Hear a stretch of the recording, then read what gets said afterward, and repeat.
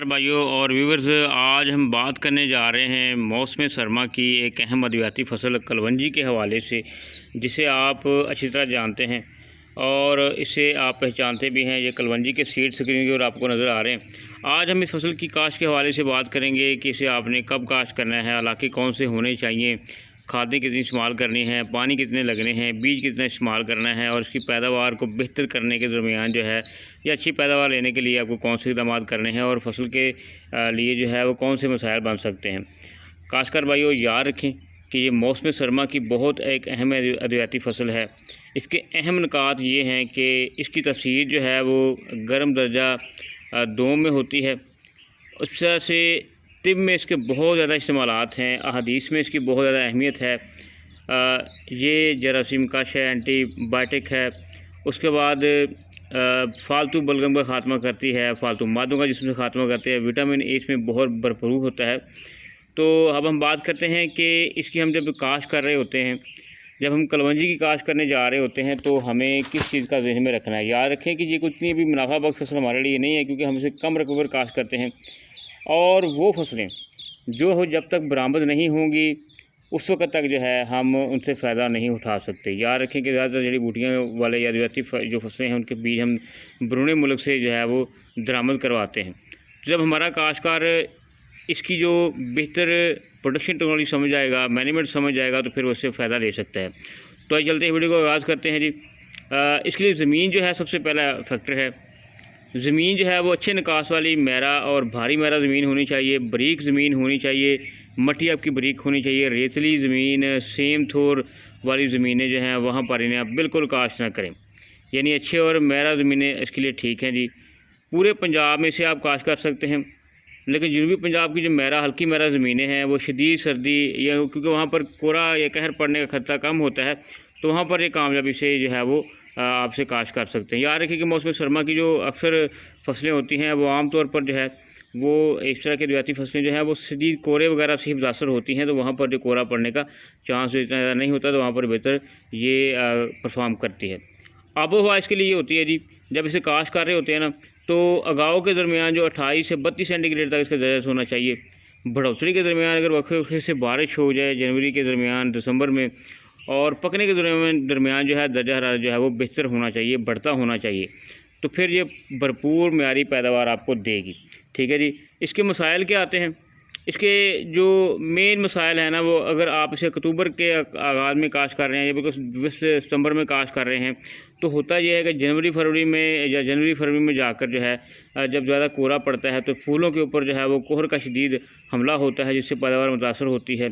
तो पकने के दरमियान जो है अगर 40 सेंटीग्रेड दर्जा हरारत होता है, अगर मार्च के आखिर में अप्रैल के शुरू में दर्जा हरारत बढ़ जाए तो बीज छोटा रह जाता है और सुकड़ जाता है, तो क्वालिटी मुतासर होती है।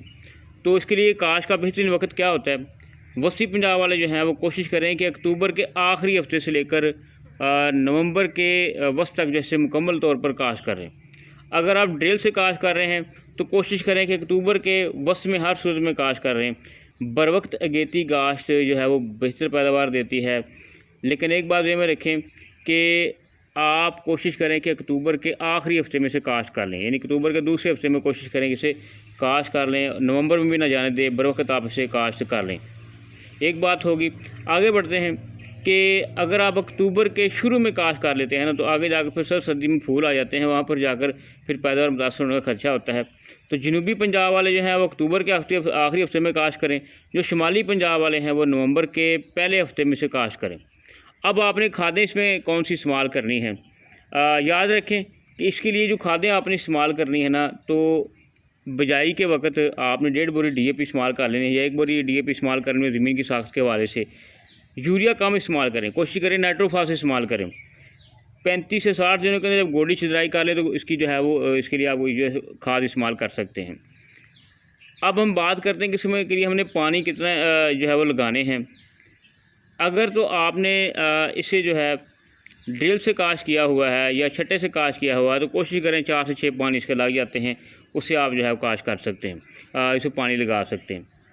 आगे बात करते हैं सीड के हवाले से कि कलवंजी का सीड जो है आप कोशिश करें कि वतर वाली ज़मीन में आप काश्त करें। अगर आप ड्रिल से काश्त करने जा रहे हैं तो 4 किलो बीज इस्तेमाल करें, 1.5 फुट की खिली निकाल कर उनके ऊपर अगर छट्टे की सूरत में कर रहे हैं तो आप 6 किलो बीज इस्तेमाल करेंगे 1 एकड़ के अंदर। अगर चौके की सूरत में आप काश्त कर रहे हैं तो 2 से 3 किलो सीड आपका बहुत होता है, काफ़ी होता है, इसे आप इस्तेमाल कर सकते हैं। पौधों की तादाद, अगर आप 2.5 फुट की खेली के ऊपर चौके लगा रहे हैं तो 1.5 लाख पौधे होने चाहिए आपके 1 एकड़ के अंदर। अगर ड्रिल से काश्त कर रहे हैं तो 3 लाख तक पौधे जो आपके होने चाहिए। लेकिन आपको ये बात बता दूं कि जो सबसे अहम पॉइंट वो ये है कि अगर आप चौके से काश्त कर रहे हैं या ड्रिल से काश्त कर रहे हैं, उसको बेहतर पैदावार देगा छट्टे की बजाय। लिहाजा कोशिश करें ड्रिल या चौके से आप काश्त करें। ठीक है। छिदराई, जब आपने छिदराई करनी है ना, छिदराई का मतलब होता है कि फालतू पौधे आपने निकाले हैं, आपने जब जो गुंजल पे होते हैं ना वो निकाले हैं, जब आपने समझ लेना है कि अब इनके जो एक एक पौधे 2-2 पौधे रहने देने हैं, तो आपने 2 से 4 इंच के होने के ऊपर जो है छिदराई लाजमी करनी है। छिदराई नहीं करेंगे तो होगा ये कि फसल का तना कमज़ोर आ जाता है, फसल फिर गिर जाती है, और फिर होता यह है कि जब घने पौधे हो जाते हैं तो फिर उस वक्त जो है उनकी बढ़ोतरी जो है वो मुतासर होती है। इसकी जो डोडी जब निकल आती है ना, उसको डोडी कर देखें स्क्रीन के ऊपर आपको नज़र आ रही होगी। तो 5 उसके ऊपर 5 से 6 जो है इसके ऊपर आप देख सकते हैं क्राउन बने हुए हैं, लाने बनी होती हैं। ये एक किस्म का क्राउन ही बना होता है, तो ये इसकी डोडी होती है। अब इसके हम आपको अहम निकात बता देते हैं कि आपने जो सबसे ज़्यादा अहम काम क्या करने हैं। सिर्फ हल्की मारा ज़मीनों में से कोशिश करें काश्त करें। भारी ज़मीनों में काश्त करेंगे ना तो ये गिरना शुरू होती है।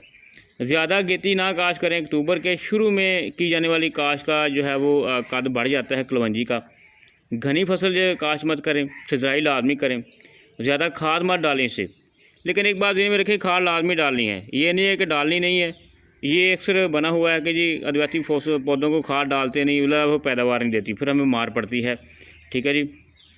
कोशिश करें कि मिट्टी चढ़ाएं। जब आप गोडी छोटी कर लें तो मिट्टी चढ़ा दें ताकि ये अपने पैर जो है कैम कर लें। छट्टे की बजाय कोशिश करें चौका या ड्रिल इस्तेमाल करें। जड़ी बूटियों के लिए आप कोशिश करें कि गोडी का इस्तेमाल करें, या फिर 24 घंटों में पेंडिमेथालिन या फिर डवाल गोल्ड आप उसे स्प्रे कर सकते हैं। कटाई जो होती है, जो अक्टूबर के वस्त में आपने फसल अगर काश्त की हुई है तो फिर 130 से 40 दिन के दरमियान मार्च के आखिर में या अप्रैल के शुरू में इसकी कटाई हो जाती है। होता यह है कि इसकी जो डोडियाँ हैं वो 80% तक अगर पक जाती हैं, पीली होना शुरू होती हैं, तो इसको काट लें और काट के उसकी जो ढेरियाँ बांध के आप तरपाल के ऊपर रखें। ठीक है जी। थ्रेशर जो है, आम थ्रेशर से करेंगे तो 10 से 15% जो बीज है वो कुटर के साथ, तूड़ी के साथ निकल जाएगा। तो कोशिश ये करें कि तरपाल के ऊपर रख के इसके ऊपर ट्रैक्टर चला दें, डंडों से इसे कूटें तो फिर ये निकल आता है। अब हम बात करते हैं इसकी जो है इसकी पैदावार के हवाले से। छट्टे से जो आपने पैदावार ली, छट्टे से जो काश्त की होगी उसकी पैदावार जो है वो कम आती है, वो 5 से 6 मन तक रह जाती है। ड्रिल से काश्त करेंगे तो इसकी जो पैदावार है वो 8 से 10 मन आ जाती है। अगर खेली के ऊपर चौके से काश्त करेंगे तो बेहतर पैदावार ये होती है कि 10 से 15 मन तक आप पैदावार ले सकते हैं। ठीक है जी। तो मार्केट का ये होता है कि जब ये फसल पककर मार्केट में आती है तो इसका रेट इतना ज़्यादा नहीं होता, लेकिन 2-4 माह रखने से इसका रेट जो है वो बेहतर हो जाता है। तो ये वो चीज़ें हैं जी आपने कलवंजी की काश्त के वक्त ध्यान में रखनी है कि इसको आपने कब जो है इसका ख्याल करना है। इसके हवाले से आपको ये बता दें कि जितनी भी हम अद्वितीय फसलें हैं उनके लिए जो है वो इंफॉर्मेशन अपलोड करते रहेंगे। इनकी बीमारियों के हवाले से जो है वो अलग अपलोड करते रहेंगे हर फसल के हवाले से। अगर आपने म्यारी सीड जो है वो ख़रीदना है तो इस हवाले से आपको स्क्रीन के ऊपर जो है किसान वर्ल्ड का जो है वो नंबर भी नज़र आ रहा होगा, आप यहाँ पर रब्ता कर सकते हैं और म्यारी और ज़बरदस्त जो है वो सीड जो है वो ख़रीद सकते हैं।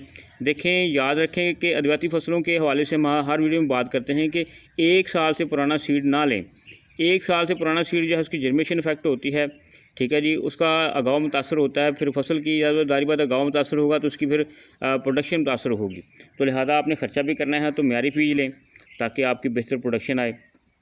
एक बात होगी। दूसरी बात यह है कि अगर आप लोग अद्वितीय फसलें ज़्यादा काश्त करना चाहते हैं तो पहली बात सुन लें कि कोशिश ये करें कि पहले साल अगर आपने पहले काश्त कभी नहीं की तो पहले साल जो है थोड़े बार काश्त करें, आप तजर्बा करें, उसके बाद उसे आप बढ़ा लें ताकि आपको ज़्यादा मसाइल ना हो।